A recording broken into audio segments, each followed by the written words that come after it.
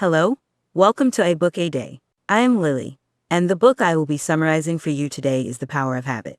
The author of this book is Thomas Corley, a well-known American accountant and registered financial planner who founded an accounting firm providing financial services to over 1,000 small businesses and individuals.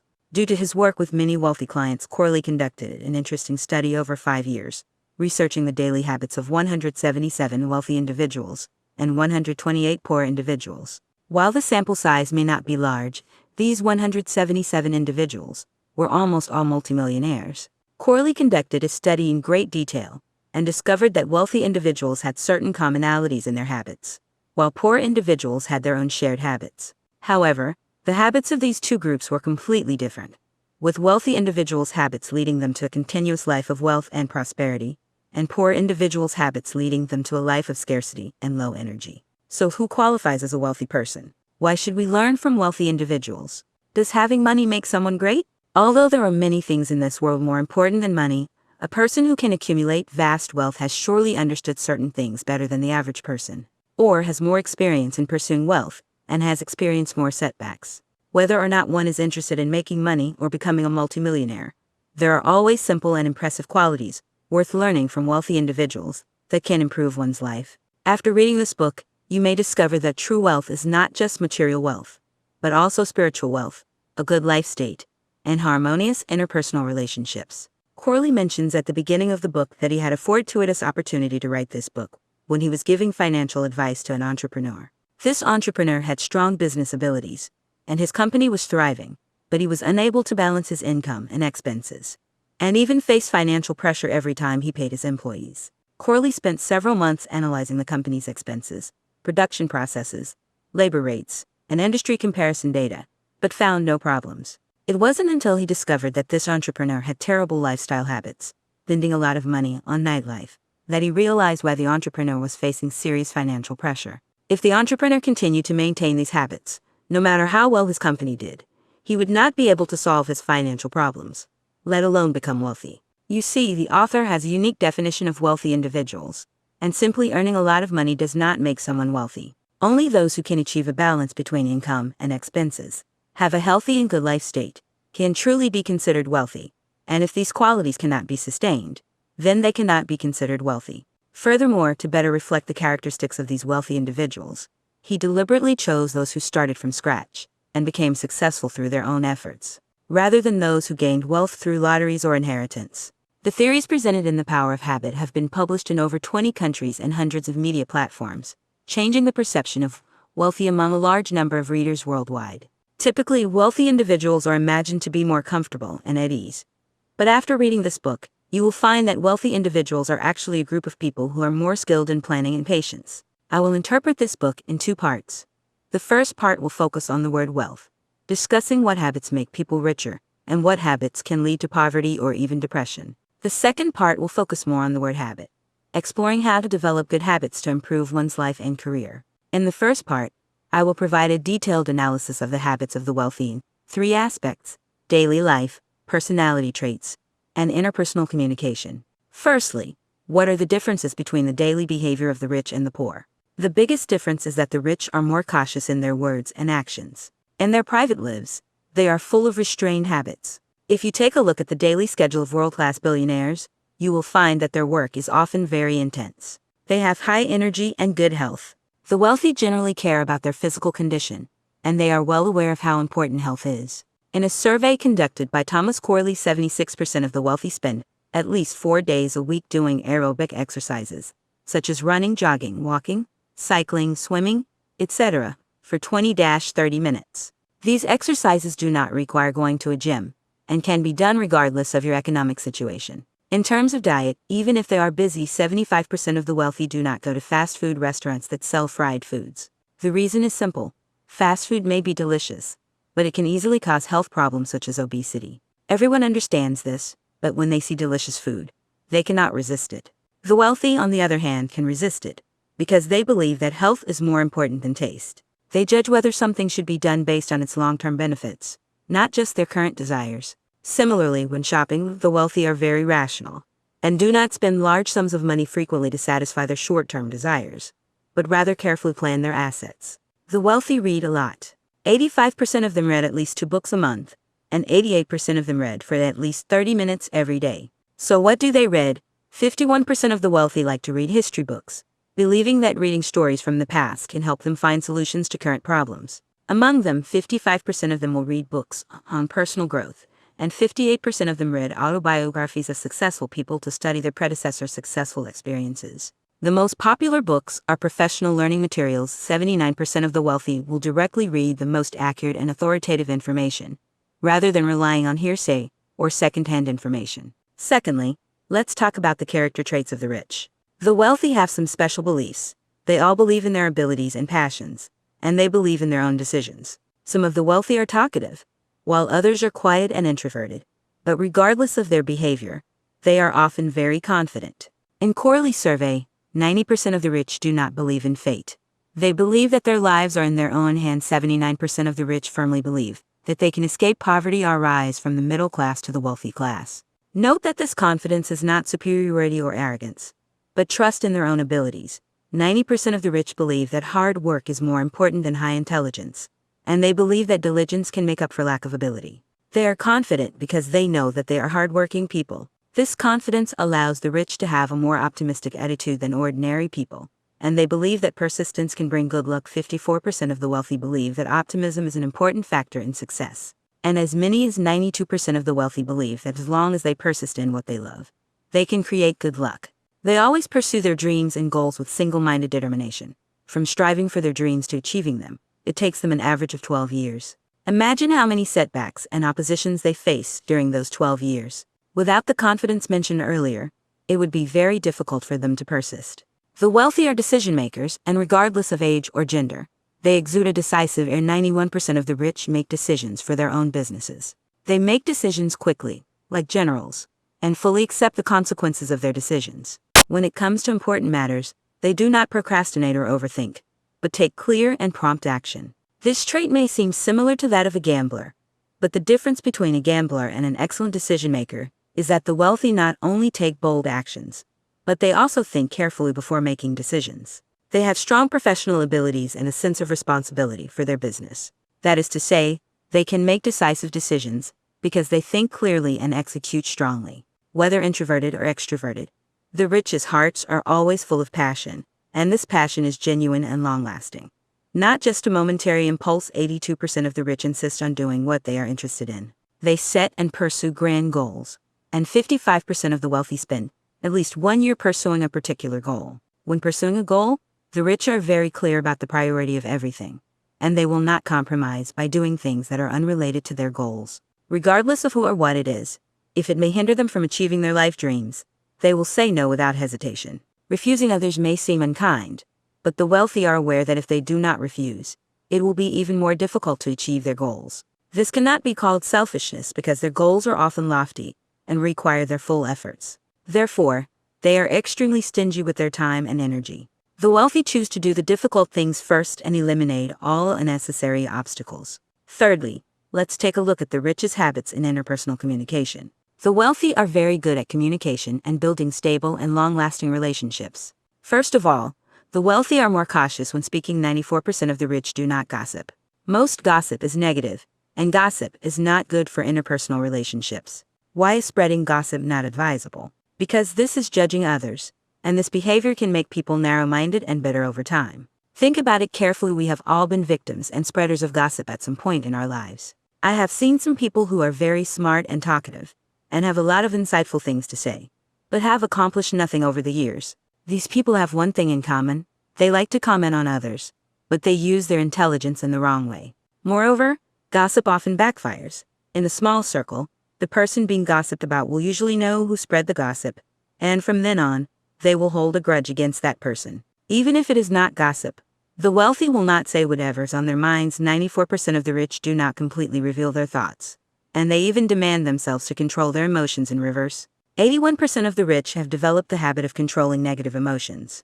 People may initially respect them, but when they really deal with them, people will feel that they are relaxed and pleasant. Regardless of whether they are angry or sad, they always think carefully before taking action, analyze their own feelings, and if they have an opinion, they will make sure that the communication achieves their goal, rather than conveying negative emotions. In conclusion, the rich have some unique personality traits and habits that contribute to their success.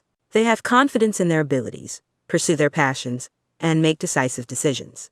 They are good at communication and building long-lasting relationships, and they are cautious about what they say and control their negative emotions. Next, the wealthy are very caring towards their friends.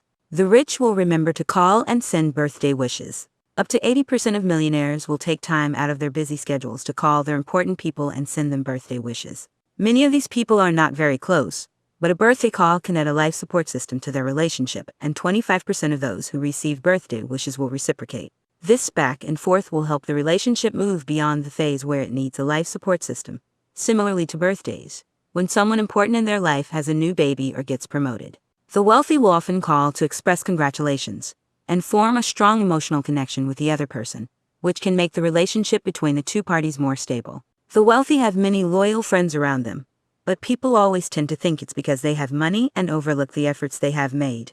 Although the wealthy will do some caring things to maintain their relationships, these millionaires believe that honesty is the best social strategy. 85% of the rich insist on telling the truth and are unwilling to lie, even if it's a well-intentioned lie. Always telling the truth not only allows the rich to have a trustworthy and upright image, but more importantly, it makes them respect themselves more. The wealthy are often high in self-esteem.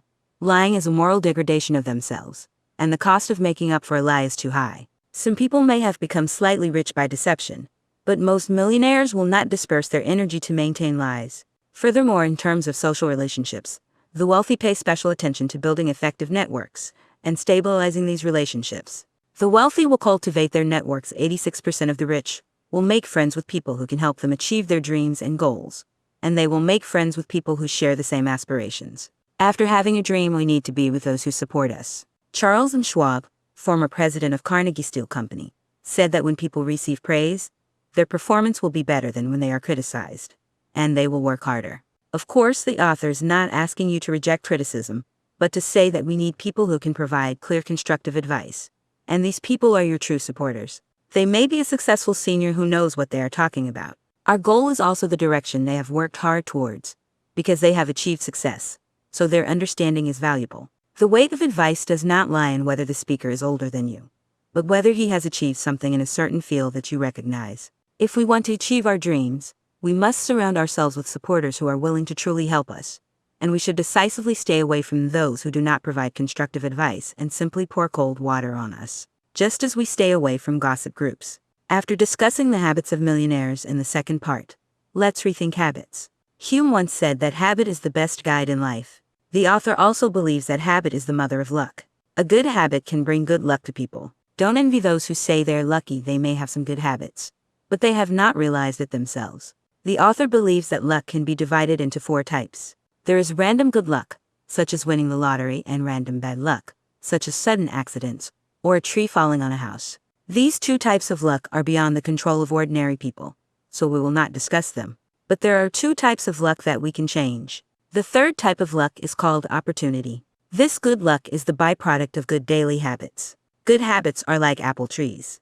We loosen the soil, plant seeds, and diligently cultivate them. After a while, the apple tree blooms and bears fruit, and the apples on the branches are our good luck, which is also an opportunity. The fourth type of luck is misfortune. Just like good habits, bad habits are also seeds.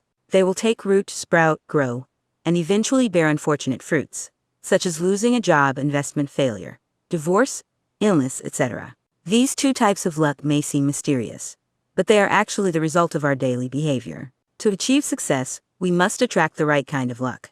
Procrastination is the biggest obstacle to success.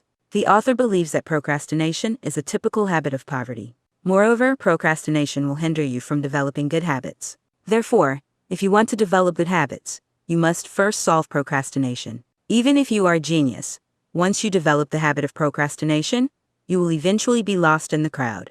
One of the main reasons for procrastination is a lack of passion for the work that supports our livelihood. Let me tell you about my discovery. If you open the internet, you will find many people who self-deprecatingly say they have chronic procrastination. I used to do the same thing. If you also have this habit, please make sure to change it. Let me share my story with you. When I was in college, I always procrastinated on assignments, and even wrote them on the day they were due. So I thought I had a procrastination problem and often said so. but I didn't know how dangerous this behavior was. Once an idea appears in our minds, we will act accordingly.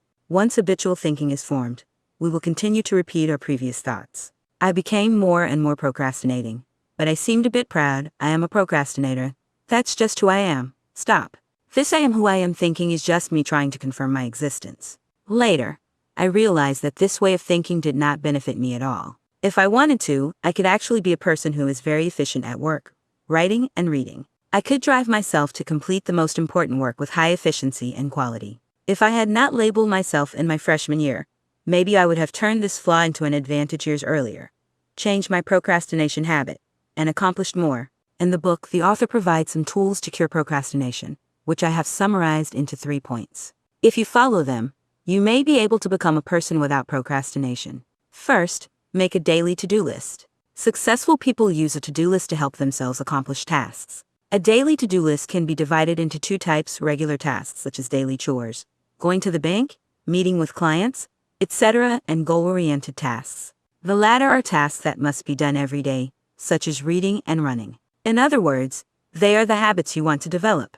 These tasks are broken down from your long-term goals. For example, if you want to learn a language within a year, you can set a goal of reciting a short article every day. If you want to be the sales champion in your department this year, you can set a goal of making 10 sales calls every day. In addition, you should also set 5 essential tasks that you must complete every day. These are small tasks that, as long as you persist in doing them every day, will help you achieve a certain goal. Second, give yourself a deadline. If we set a deadline for a task and tell it to a third party, that person will become our accountability partner and put pressure on us to complete the task, which will increase the urgency of the task.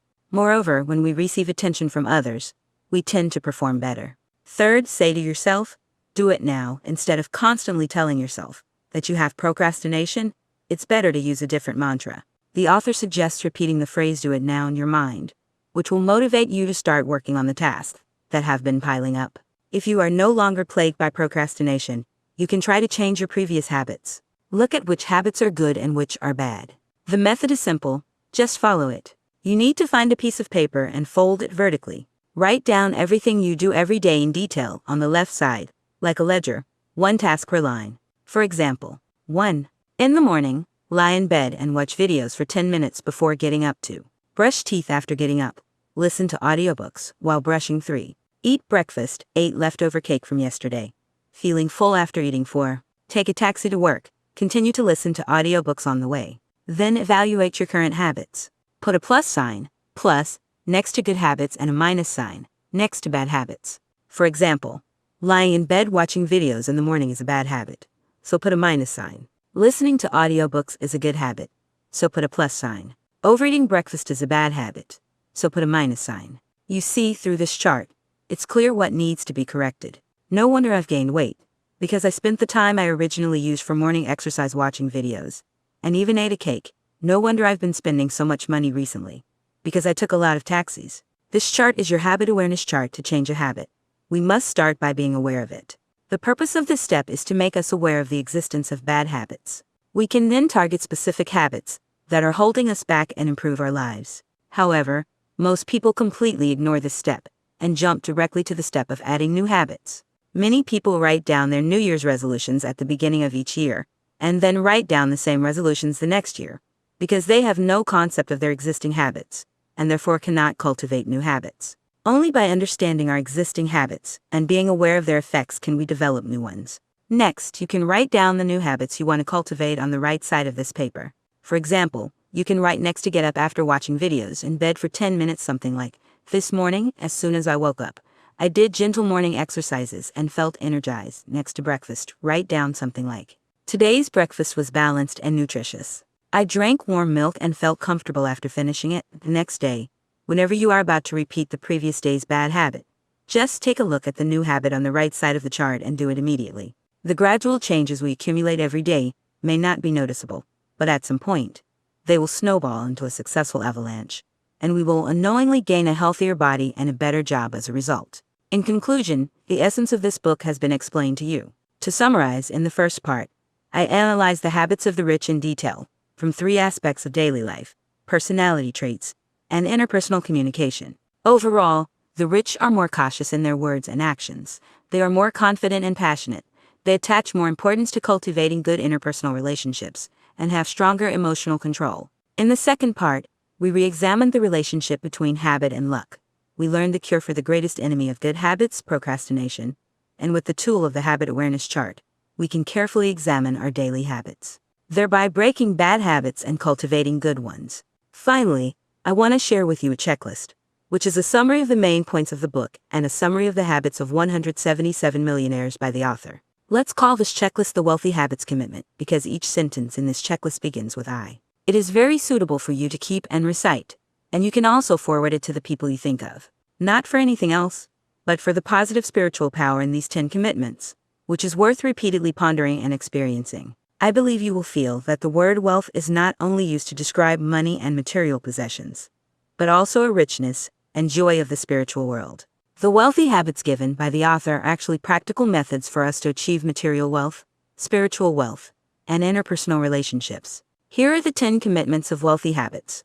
I will cultivate my daily good habits and do them every day without fail. I will set daily, monthly, yearly, and long-term goals, and then wholeheartedly pursue my goals. I will enhance my self-worth every day. I will pay attention to my physical health every day. I will establish and maintain sustainable interpersonal relationships every day. I will live within my means every day. I will tell myself to do it now and complete the day's tasks on time. I will live with a mindset of becoming rich. After receiving my salary every time, I will save 10% of it. I will control my thoughts and emotions every day. Alright, this is the essence of this book. Welcome to subscribe to my channel and share this book with your friends. Congratulations, you have finished another book. See you next time.